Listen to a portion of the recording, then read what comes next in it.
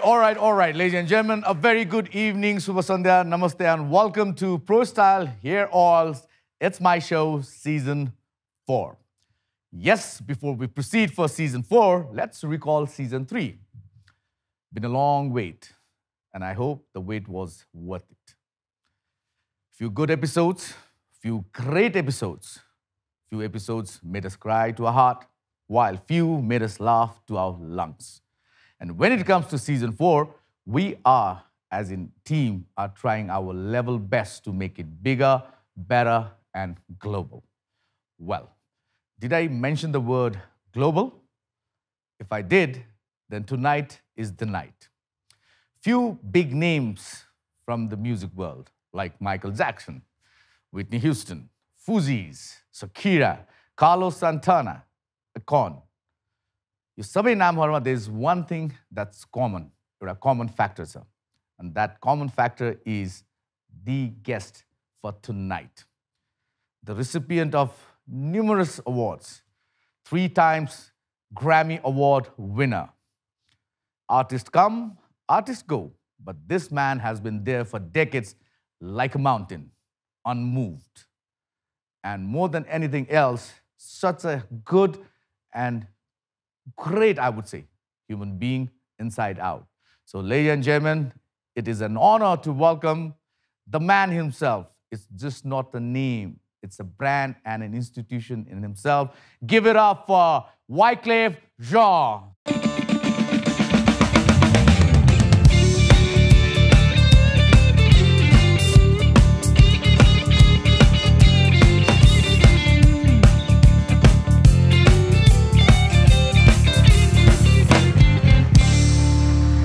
Welcome to It's My Show. Welcome to Nepal. Thank you for having me, man. It's an honor to have you. Honor is mine. Man, I got off the plane and I got to tell you, I'm from Haiti, so I'm at home. From the food, the love, the energy. I think the only problem they're going to have is trying to put me on the plane and sending me back to America right now. And you don't want to go. This is your second day. Yeah, second day. You landed and then we had a crazy party. Yeah, it was amazing. The party was super amazing, you know, for my brother Navon. It was just insane. So when I got here, it was like, okay, are you sure you're going to be able to hang with us? Like when we party, you know, we going all night. I said, look, I'm from the Caribbean.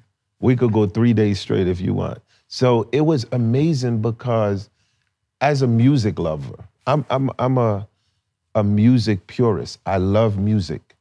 And what was amazing for me last night in Nepal was we went to a place where it was just amazing food. Well, let's start with food because, you know, I like to eat, right? So, and, right? So rooftop, hotel, amazing, and incredible artists. The improvisation with guitars and different artists. What's my man, the kid that was playing guitar? Sushant. Sushant Casey. All right, listen, man. Sushant Casey. He's the man. Yo, listen, man. Post Malone, if you looking, this kid really got it, man. He's amazing. So we went from there to a small bar. But then I ended up in a rock club. Haze, the real rock concert happened. Okay, Purple Haze. So I get to Purple Haze and I see a big statue of Jimi Hendrix, like a big, so I'm bugging. You gotta understand, like, I'm in Nepal. Like this, I'm not expecting to see this. And the rock music is insane. So I'm up top with my crew and they tell me to come on stage, right? You had a little strumming as well. Right, and I think that everyone was shocked, right? Because when I got up there, I took the guitar and then I started playing Pink Floyd, you know, Wish You Were Here. It was like, they're like, yo, and then I start playing you know, guitar. And then from there, we ended up in LOD. Listen, man. Wait, when I got to LOD, listen, man, I was like, I promise you, if I FaceTime DJ Khaled and I was like, yo, man, guess where I'm at right now, right? He'd be like, yo, what club you at in Vegas, right? Because, I was trying to explain to him. I said, okay, and then in Miami, there's a club called Live. too. And I was Very like, similar? yeah, but I was like, nah, this thing was off the top, right? Last night, it was just, this club is very futuristic and modern and the best of both worlds. So it was amazing. All right, a big shout out to Nirvan as well, because Nirvan, if it wasn't you, this wouldn't have been possible. So big shout out to Nirvan as well. Yeah, happy belated birthday as well, brother. Yeah, happy birthday, Nirvan. It was amazing. We connected in Formula E. I'm a big car guy. So we in Saudi Arabia, we connected at the Formula E. And you know, like sometimes when, you know, you meet somebody and you're like, yo, I'm gonna see you. Yeah. And then sometimes it's all talk, you know what I mean? Yeah. So I was like, our connection was so strong. I was like, brother, I'm coming to see you. And the moment you met? The moment we met, we connected, because we connected on a spiritual level, right? Because like vanity is vanity. All this is gonna fade. It's about true legacy. Legacy means what do we leave behind? So we found ourselves talking about both countries, right? The passion that we have for human beings. And that was the bulk of the conversation. And when it comes to music, we connected like this in music because I'm building what I call the future music app of the world. And so for every musician that's watching this, as we move towards the future, you know, we have our TikTok, Instagram, Facebook, and everything. But as a composer, what I noticed when I was coming into business, so I came into business at maybe 17, 18 years old. And the first group that I created was the Fugees, right? Yeah. And for everybody that's Fugees, one time, two times, right? Killing Me Softly. So when I did the Fugees, I didn't want to be famous. This is what people don't understand. The Fugees blew up around the world and became famous, but I wanted to be a composer because I said, if I can make people famous, I'm always gonna have a job. So this app that we're creating is for... And you never wanted to be famous yourself? No, because I was in the church, I was singing. I always wanted to be, okay, so I'll give you an example. So my idol composer is Gershwin and Quincy Jones. So when I was in the ghetto, I was in the projects, and then I heard something come on. It was like, hey,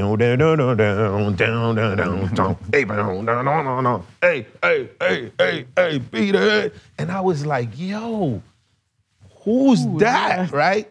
And then I knew it was Michael Jackson, but I said, who's doing the music? Because I was like, I want to be like the guy who's doing the music. So for me, what I'm excited about is this app that we're building is to connect music composers all over the world, around the entire world. And people say discovery. What's real discovery? Discovery is when you I've landed here and I've discovered so much. And I think because of the internet, sometimes we get lazy because we forget the human. You know, it's different if I say, what's up, brother, how you doing? Then when I'm like, you see, touch my hand. See, different connection. And then so I think that discovery of what we're doing goes back to this human connection. So me coming here, I'm connecting with these musicians locally. And I think it's gonna be amazing, man.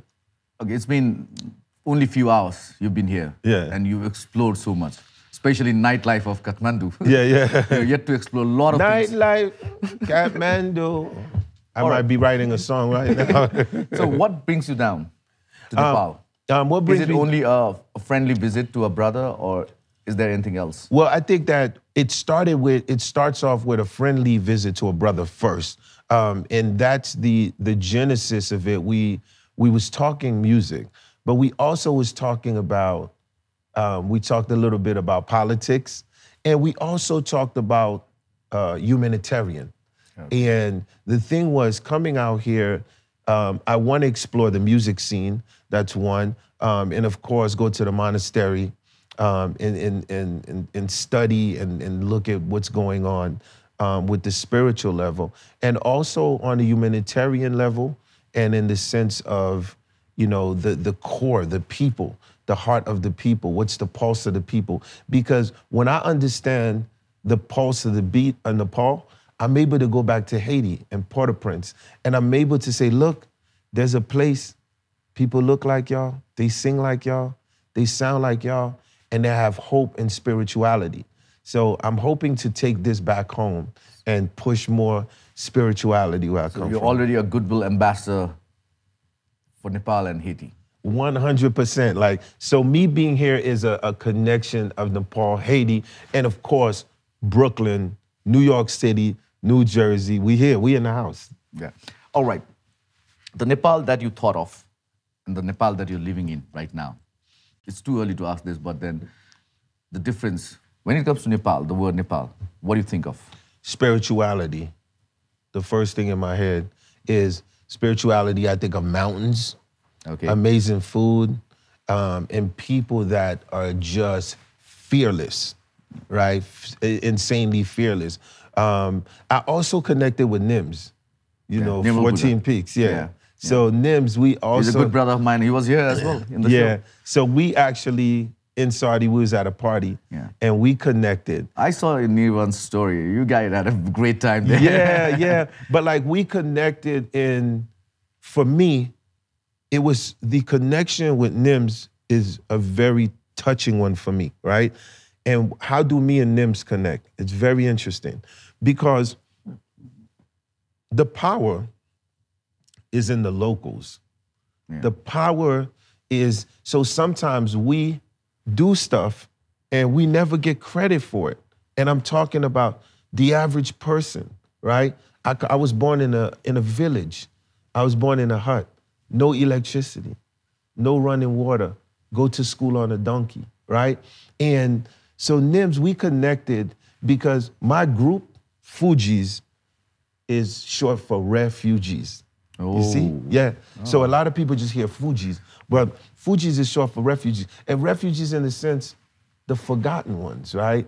Because they the are ignored ones. That's right. So that was our connection. So I felt like what he's doing and putting his country on the map, it's not about him. Like me, it's not about me. I'm just a physical tool here, you know? You're using music as a tool, he's using mountain as a tool. Yeah, so that was another big connection. But the destination is one point, that is to represent your country and giving back to the community. That's right, 100%. Yeah, all right. Yeah, man. So you feel the vibes in Nepalese too? I feel the vibe so strong. I can't wait to, you know, as a creator, you know, this is very inspirational too. So I think I already wrote like 20 songs in my head. I don't know what's gonna be the next. You're just waiting for the right time to just sit down and jot it down, right? I mean, you know, like for me, having a chance to be in the studio with people like Michael Jackson. I'll tell you a funny story. So one time I was in New Jersey and my phone goes off, right? And I pick up the phone and I'm like, yo, hello? And they say, hello, Wyclef, this Michael Jackson. And I hang up the phone, right? Because yo, where we come from, I'm constantly pranking my friend. Like we grew up prankers, right? We do the same, we do the same. Dude, so I hang up on Michael Jackson and the phone rings back again. And it's like, Wyclef, this is Mike. Yo, and then I realized, holy crap, it's Michael Jackson. Then I lose my voice. I'm like, hello, Mr. Michael Jackson, how you doing? You know? And I connected with Michael and he told me, he was in Asia at the time, and he told me when he came to New York, he was gonna come see me in the studio and we was gonna work on some stuff. And I remember Michael Jackson coming to Sony Studios. And then you have to understand, as a young kid, you know what I'm saying, that came from Haiti, the hut, and then now I'm in the studio. Yeah, now, you know, I'm in the studio with Michael Jackson. The biggest name. Dude, man. And I sit there with Michael Jackson, and one thing I got out, and this will resonate, is when he sits there, he don't have one instrument in his hand. But you know, he's sitting there and he's listening to the music and he's like,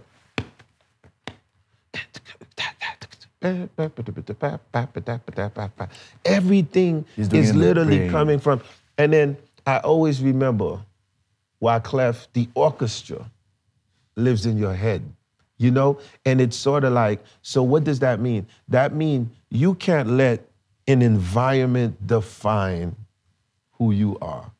because you are greatness. You know what I'm saying to you? So for me, that was ill, but people be like, yo, what you remember most about Michael Jackson? I said, yo, I hung up the phone on Mike, man.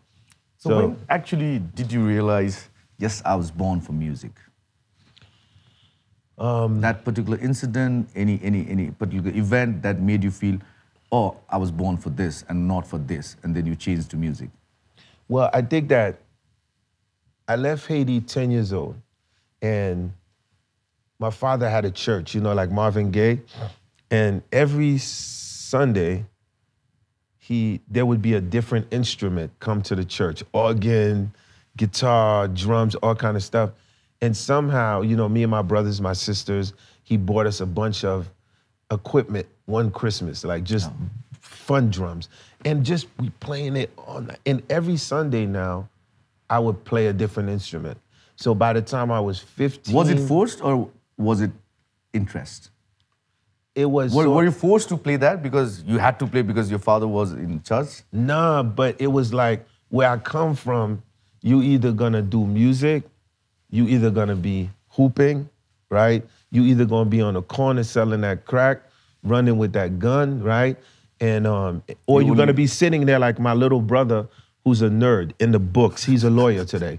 He's like, sit there and you're in the books. So for me, music made me happy because music made me feel like you're gonna be something. You could be something. You know, you could do something. It gave you happiness, that's all. It gave me happiness. So at 16 now, I was playing 14 different instruments. And a music teacher, when I was in school, playing piano in the auditorium, and she came, she was like, where did you learn? How did you learn this? And I said, it's from my head. And she was like, close your eyes. I've never read sheet music before. She was like, what do you see in your right hand?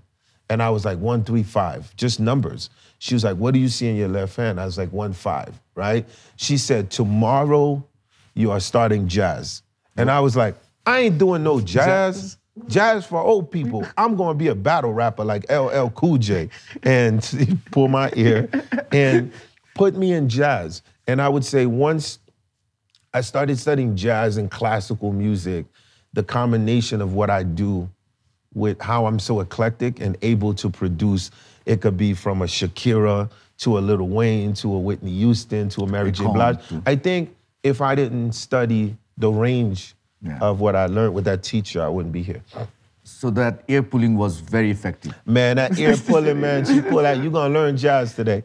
And very, very effective. So the foundation was very tight, and that made you who you are right now. I am who I am because of my mother and my father. You know, I was saying... upbringing, their struggle, you saw their pain. The struggle bringing us over, trying, you know, and at the party, I was talking to some folks, I said, when your parents bring you from foreign and they bring you to America, right? And, you know, they struggle and they working 3 jobs, right? And then they say, what you gonna be? They look at you in your eyes, right? They say, what you gonna be? There's only 3 things in the list, man. Doctor, lawyer, engineer. That's it. So you gotta pick one, you know? So I told my dad I was gonna be a rapper. He was like, rapper? What is rapper? Drug dealer music? What is rapper? And I was like, okay, Dad, I'm gonna be an engineer. So I studied, So I studied sound engineer. I'm an engineer by trade. And then a musician. That was a smart move. Yeah, I had, because I was like, it's like, rapper? What is rapper? What is this stuff? I bring you to America, you want to be a rapper? And I was like, no, Dad, I'll be an engineer. Forget All it. right, so we'll talk more on this going for our first commercial break. The legend himself in the house. We'll see you in a bit.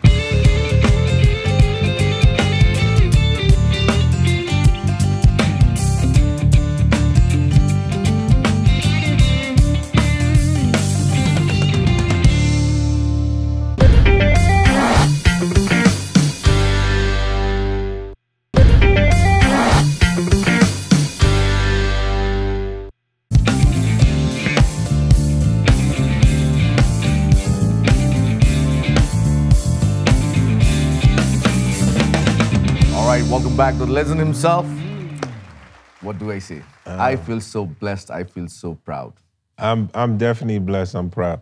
I'll tell you, like, the coolest thing about my life so far, I have a 16-year-old daughter, right? And you know, fathers, it's like you find yourself when you have like kids, like now you gotta be cool for the kids, right? So at 16, I would think like the coolest thing is when she comes to me, she go, Dad, you know Young Thug made a song about you. It's called Wyclef Jean, right?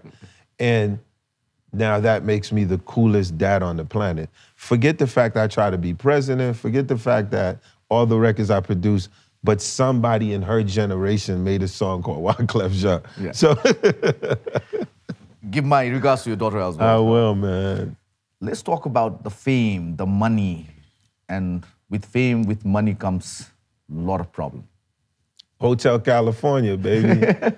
Straight. So were you always out of it, or you had to go through that phase where it just got to your nerve and then it got to your head, said, I'm too famous, whatever I touch is becoming gold. So did it ever affect your performance or your creativity? Well, I would say that anybody that says fame don't affect them, they're lying. True. Like, especially when you get a fame at a young age, it definitely affects you.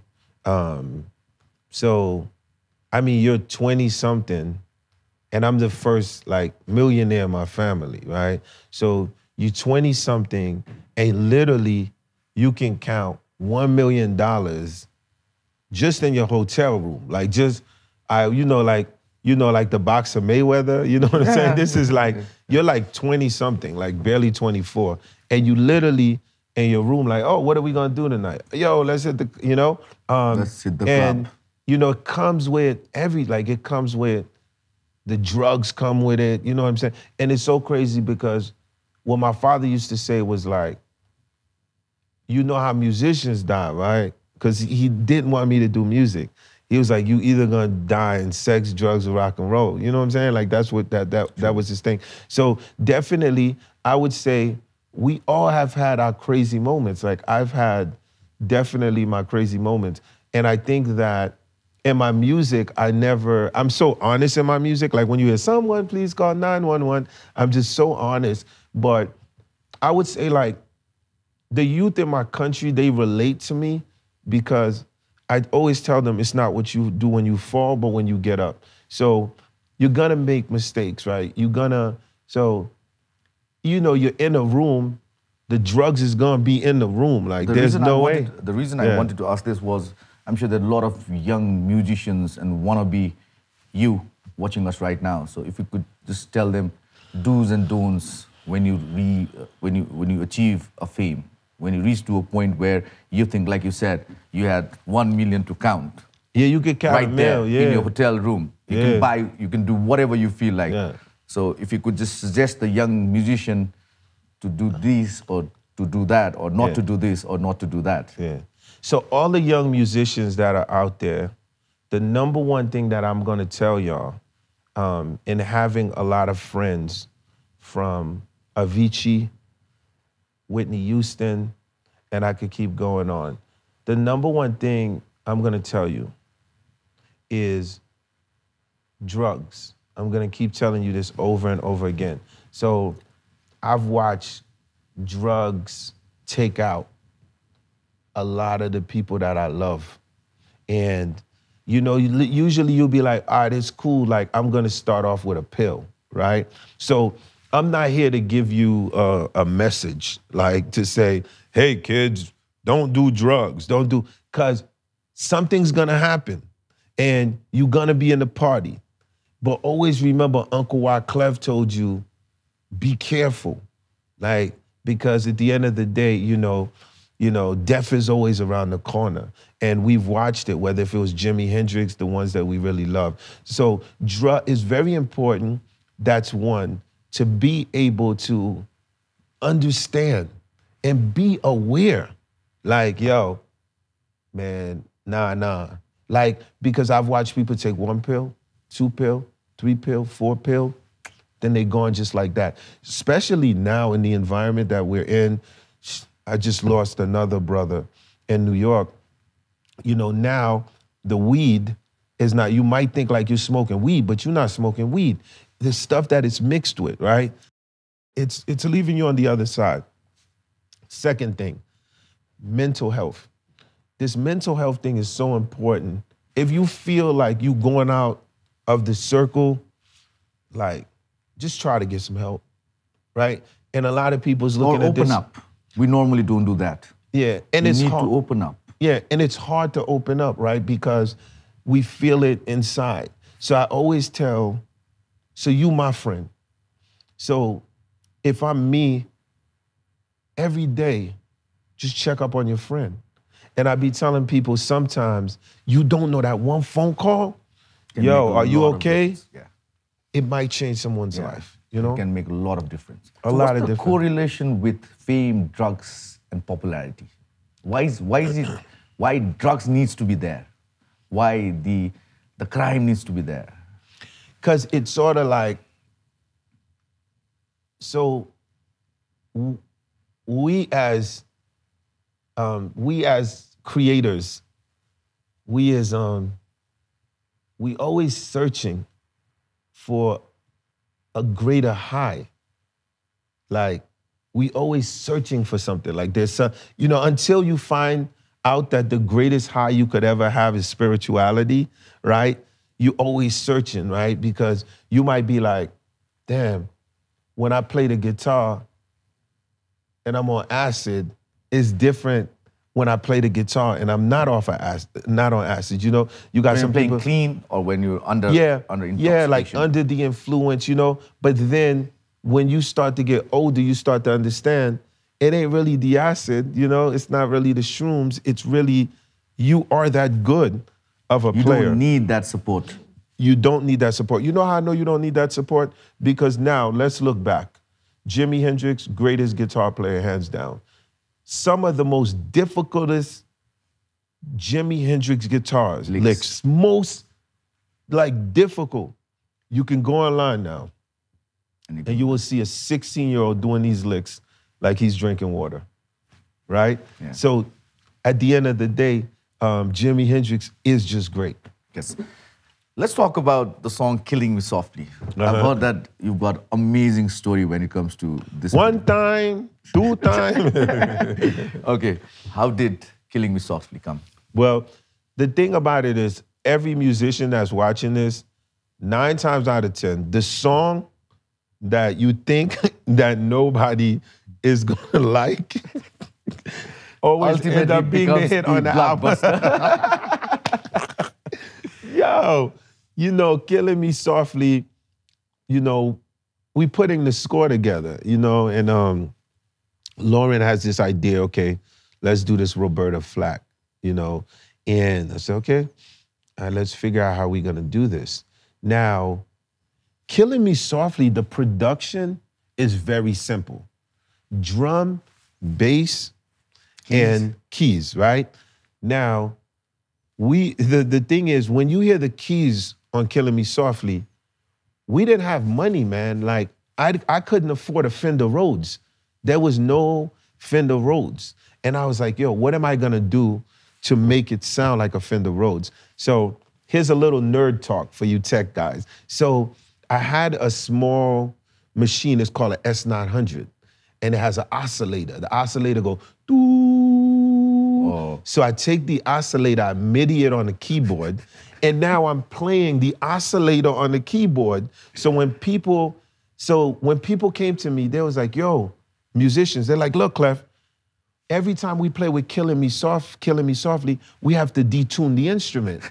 And what is going on? It's not at 440. Exactly. And I said, dude, you're not playing to a Fender Rhodes, you're playing to an oscillator tone. Get that product and you'll get the product. Exactly, I didn't know that. So for us, we do the record, and now this record, we put it on the album, but just thinking like, okay, you know, minimal production. One of the tracks. Dude, the record start off, I'm like, yo, you know, this Wyclef, you know, I'm here with my girl, L. One time, dude, literally just clowning through the whole record, you know? L comes in with these amazing vocals, and this ends up like literally breaking every record in the world. And you know, so before us, Roberta Flack had a version. So there was multiple, so I always tell people, if you're gonna do a cover, only cover the song that you most love.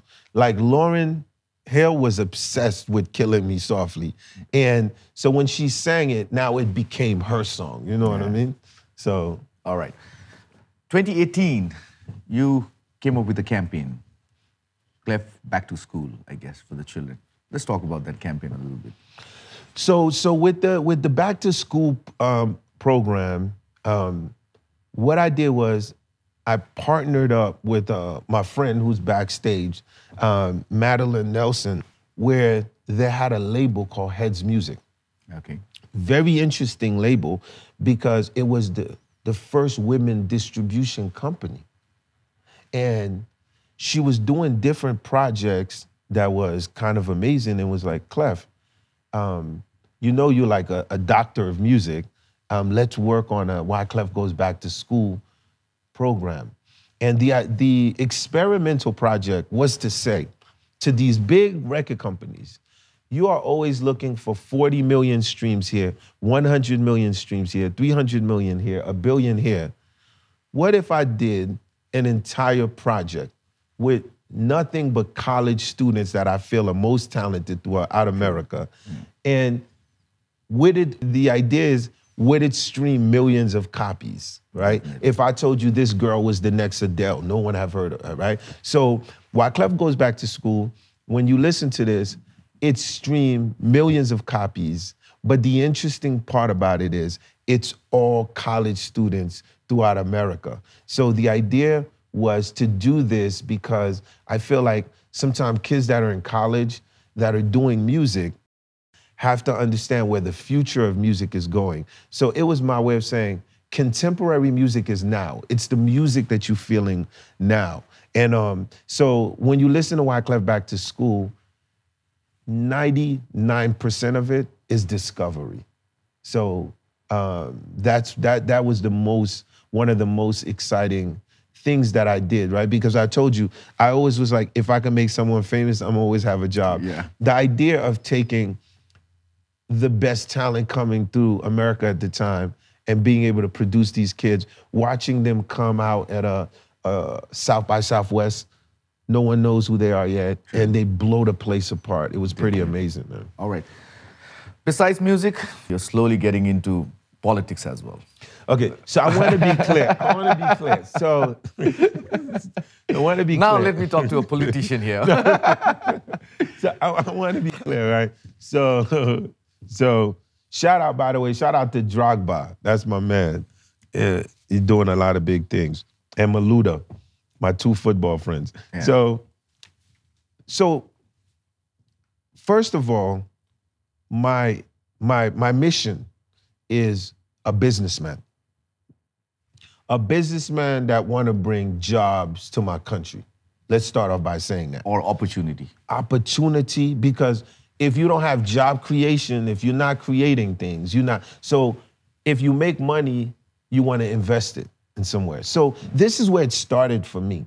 So the idea was, okay, when Haiti had the earthquake, 250,000 people went under the rubble, right? At that time, in my country, I'm a youth leader. And people be like, yo, like, what made you think you can run for president of a country? You understand? Did you study poli-sci? Do you have that, right? I said, at the time, when the country got destroyed by natural disaster, I felt like, at the time, I could negotiate on the world stage to bring the country back from what it was going through, because... Or take it to the next level. Well, the first thing was, I felt like there would be an environment fund, right? There would be, even through carbon credits, there's ways like now you can use different funds to help build the country back better than it was, right? So this was my focus. And I ran, and they said that I had to be in the country for 5 years and was taken out the race. But let me tell you something. When I was being taken out the race, right, I had so many kids that was following me. And I remember my aunt said, they're probably gonna take you out the race tonight. What are you gonna do, right? I sit here today with you and we can talk politics because I don't have no blood in my hands, right? Sure. Because the hardest thing was, and I'm not gonna lie to you, you talked about fame and what it does to you.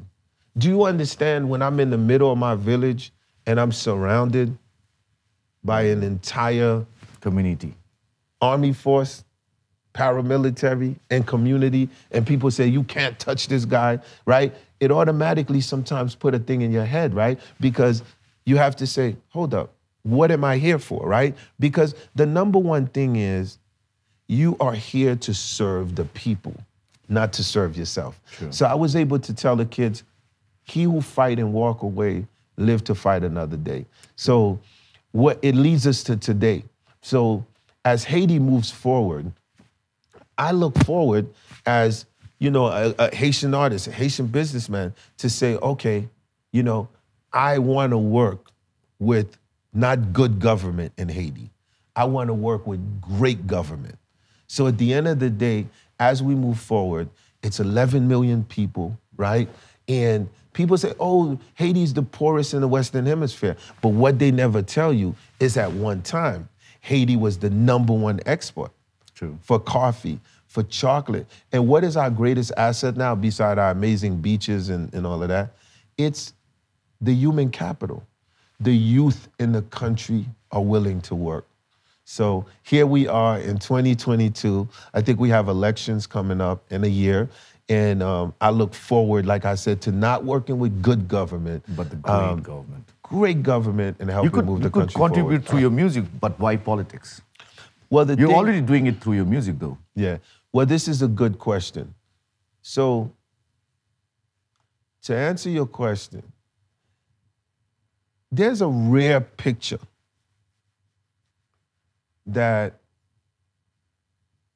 of Martin Luther King that I've seen. It's a rare picture. You know how they say picture says 1,000 words? True. Martin Luther King looked stressed. Like he had that look like, that thing. Like, you know, he's already an amazing minister, right? He's already doing, why, man? Like, why put yourself in the middle of the fire? Like, you could keep preaching, you could keep doing this, you could keep, what happens is, there's a young Wyclef somewhere right now. And there's a young leader coming up in the village. And he looks and says, if this guy can put his entire career on the line. On the line, because when you run for power, you put your whole career, everybody flip on you. Then he says, I'm gonna be the next president of Haiti. And that guy, he's not a singer. That little kid's not a singer. His bandwidth, so, and it's like Martin Luther King does it because urgency calls you, right? Because let me tell you something, brother. Trust me, I'd rather be a rock star. And I never thought it would happen, but when the current pushes you, right? Maybe it is to say that I was supposed to do that for the next generation coming up. Not for yourself. Yeah, definitely not for myself. So you wanted to be that first gate opener. Well, at the end of the day, when I look at leaders like Martin Luther King, Marcus Garvey, different leaders, right? We have to step it up. And step it up is this. So Einstein, law of relativity in one hand, the violin on the other hand. So I never understand that when they be like, yo, you're such an amazing genius musician. And that's your formula. Why do you get into politics, right? And I'm like, but at the end of the day, our brains, as simple as it is, it's very complex. And you notice that we are in a new world, a new climate, a new energy.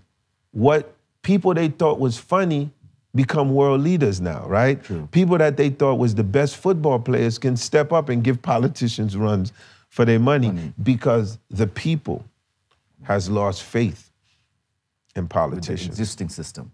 And that has been the case all over the world. Yeah. May it be the most developed, or maybe Haiti or Nepal. or any other country. Yeah. All right, so we're going for yet another break. When we come back, we have a few good pictures to show, brother. All right, So no problem. Stay tuned. This is still, it's my show, the legend himself in the house. Enjoy.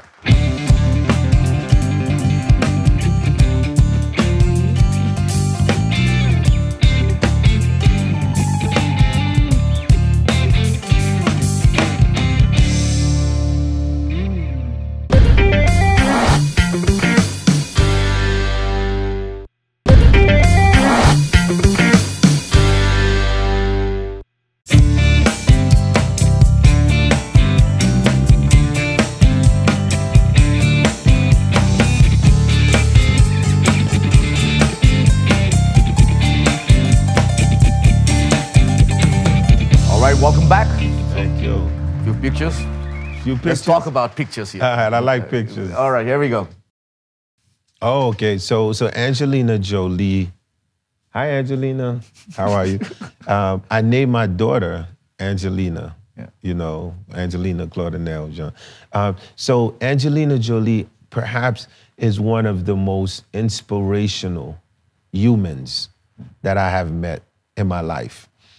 Earlier we talked about people that do things and it's not about them, right?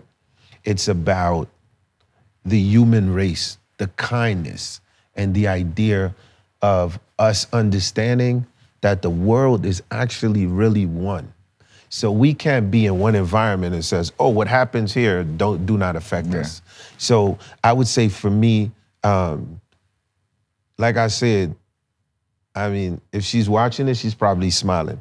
I remember Angelina Jolie going to Haiti with me. For a cause. Right, for a cause. And what she was like, yo, Haiti is like little Africa. You know what I mean? Just that energy and that purity. So to me, having a chance to spend time with Angelina Jolie at a point in my life, being able to meet such a human. I don't know, if I was to write a song about Angelina Jolie, it would probably be like, I was touched by an angel. As cliche as that sounds. Beautiful. Yeah. Beautiful inside out, I guess. Inside out, yes. Amazing. Next picture. Love your hairstyle though. Yeah. You like you missed that hair? yeah, I got that. All right, next picture. Low fade now, low fade. There you go. Yeah. Akon is my brother. So me and Akon, so a lot of people don't know. How many projects did you do together? Well, Akon, I'm going to tell you a story. It's going to blow you out. Oh, wait. Akon is on the score with the Fugees. Whoop. So Akon, I known Akon since Akon was real little. So we was like brothers. So Akon used to come to me when the Fugees was big. He was like, yo, Clef, I'm working on some stuff, man. I just got signed to LaFace, man. It's going to be the biggest thing, right? So what I would do is I would be doing shows and then I would bring Akon. And he's not famous yet. Yeah. So I'd be like, yo, I'm bringing my brother on. And I would bring him on. I always put him on the spot. And the thing is... And when was this? This was like in the 90s, like, so after the Fugees blew up, 96, 97, 98, like 99, Akon was always around. Yeah. So it was always like... But he wasn't Akon. Nah, Akon's the next generation after the Fugees. Yeah. But a lot of people don't know on the score. He was already there. Yeah, Akon was there. Like the refugees, like Akon was there from the gate. So that's all like my brother, you know? All right. Your love towards the car, may it be vintage, may it be the most exclusive. What's with you and the car love for you? So my love for mechanics. And, right? It's not for the car. Yeah, it's for the engine. Listen, I could be under that hood, man, right now, that Range Rover, put me under the hood. So my love comes from my father. So my father, one of the jobs in America, he worked for a dealership. So mechanic is part of it. Yeah. So at a very young age, you know, you under the car, you learning it. And so for me, the way that I look at amazing architect, like wall structures and all of that, I'm amazed by the engineering of certain cars. Of any automobile? Man, I love automobiles, and people that know me know that I love I love racing. That's where you met Nirvana, because the love for the race got you together. Yo, me and Nirvana, speed junkies. And you see the shirt says refugee. 73. Yeah, refugee 73. And that's a Pagani Zonda. And so for me, once again, I think there's something I say, boys love toys. I think as a person, once again, I'm amazed by the architect. Sometimes some of my friends, they're really into art, and they will sit there and look at a piece, you know what I mean? Just the entire day. For the whole day. And for me, that's how it is in the space of like automobiles. How many cars do you have? Now I'm more conservative. So I probably have like six cars now. How many of those Red Bulls? I have a few machines. You know what I'm saying? All right, the next time I'm in States. Yeah, you'll rock with me, you know what I mean? Yo, and it's crazy because when I ran for president of Haiti, when I was running, I sold half of my fortune. Do you know the car that I regret selling? Which one? F1 McLaren. The one with the steering wheel, it's a 3-wheel in the middle, like 3 wheels. So like the James Bond, you in the middle, 1 wheel in the right, 1 in the left, right? When I bought that car was 1.1, I bought that car like 1.5, right, when I bought it. When I was having I'm gonna help the world, I'm gonna run for president, I sold that car, right? Blue chip car for like 2.2. Do you know how much that car is worth today? Now, 30 million. And this is. And when was this? This was not even.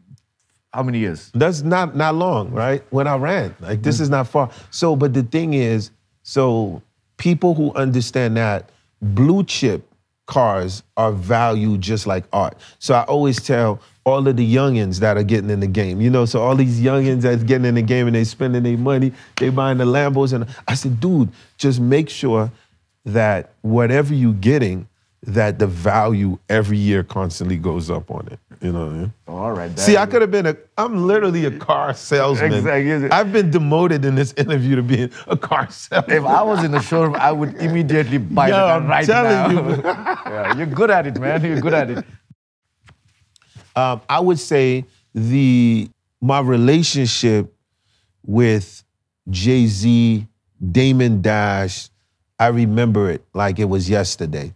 So the Fugees was performing in Paris. And we felt like it was very important while we was performing that there was a new form of hip hop that was bubbling through New York City. Yeah. And we felt that we needed, like, so Jay-Z, Nas, they was coming over and opening up for the Fugees. And we felt that unification was very important because we felt like we was going into a new era. And it was so important that we brought a lot of what's happening in New York over to Paris, to London at the time, because there was a lot of young kids coming up within the inspiration. Any artist you want to collaborate, your wish, the only wish that you said, wish I could have or I could collaborate with this person? Yeah. No, I think like my biggest passion now is all discovery. Yeah. Like my whole focus is, you know, emerging artists, like discovery. That's like my core passion now. You're more into the roots rather than the branches. Yeah, because what I want to do now is use the technology like Sodo, and we discover the next Fugees, the next Jay-Z's, the next Post Malones. Yeah. Wow. You stage, lights, guitar, and crowd. Yeah. How does it feel? Man, it felt like I'm a rock star. You are. Do you feel blessed when you see people around you appreciating your work, and then those lights, stage, camera, and music, and people's love for you? Yeah. I think that I feel blessed that my dad passed away, but that my mom is alive, right? And she can still see this. So for me, she see that the work she put in was amazing. So thanks to her. All right. And I'm sure your father's from up there. Yes, sir. Still watching. Yes, sir. So we've come to an end. It was amazing, immensely happy. It was an honor to have you here, sir. Honor to be here with you. How was your experience with the cows, the set, the camera crew, everything? Well, I mean, my experience, I commend you for the work that you do and that you continue to do. And what I said off camera, I'll definitely say it on camera. You one of the greatest inspirations and humans that we have on this planet. And it's so important, right? Because earlier you said, look, man, why get into politics? Like, you already could be doing it another way. And I think that you put yourself at times in the same position as me because, you know, you have to sacrifice a space so that you bring awareness to these subjects. So thank you for your work. Thank you so much, and best wishes. And Nepal loves you. We love you. And this is your first time, but we want you at least twice a year. Look, I'm here already. Sodo, Nepal. We here. We building it. Let's do it. Cheers. Thank you so much. Cheers. Cheers.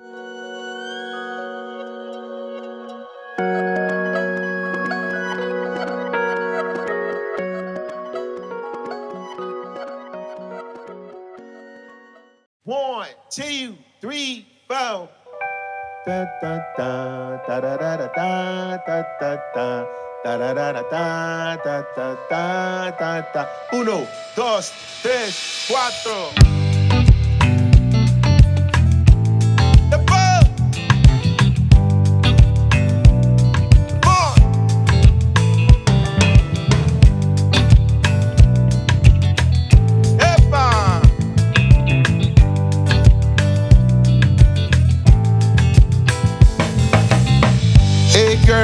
I can see your body moving, and it's driving me crazy. And I didn't have the slightest idea until I saw you dancing. And when you walk up on the dance floor, nobody cannot ignore the way you move your body, girl. And everything someone expected, the way you right and left it, so you could keep watching. I never really knew that she could dance like that. She make a man want to speak Spanish. Como se llama? Bonita. Shakira, Shakira. Oh, baby, when you talk like that, you make a woman go mad. So keep on rocking to the sound of the samba. Baby, know I'm on tonight, you know my hips don't lie. Shakira, Shakira, Shakira, Shakira.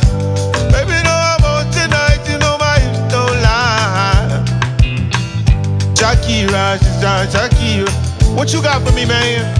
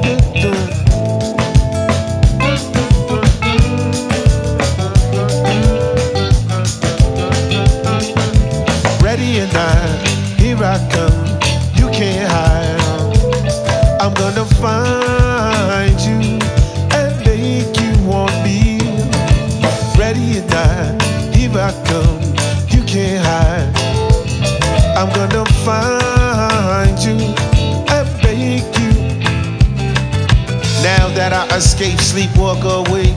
Those who can relate know the world ain't cake. Jail bars ain't golden gates. Those who fake they break when they meet their 400-pound mate. One time, two time, a one time, a two time, a one time, a two time, a one time, a two time. I never really knew that she could dance like that. She make a man want to speak Spanish. Como se llama? Bonita. Shakira, Shakira. Oh, baby, when you talk like that, you make a woman go mad. So keep on. Hey.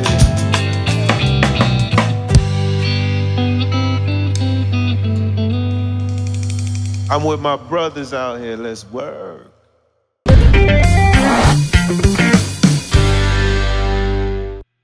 Hi, this is Suraj Singh Thakuri, and thank you so much for liking It's My Show Season 4. And please do not forget to subscribe Kantipur TV SD for more content, more music, more celebrities, more good talk, and more fun in life.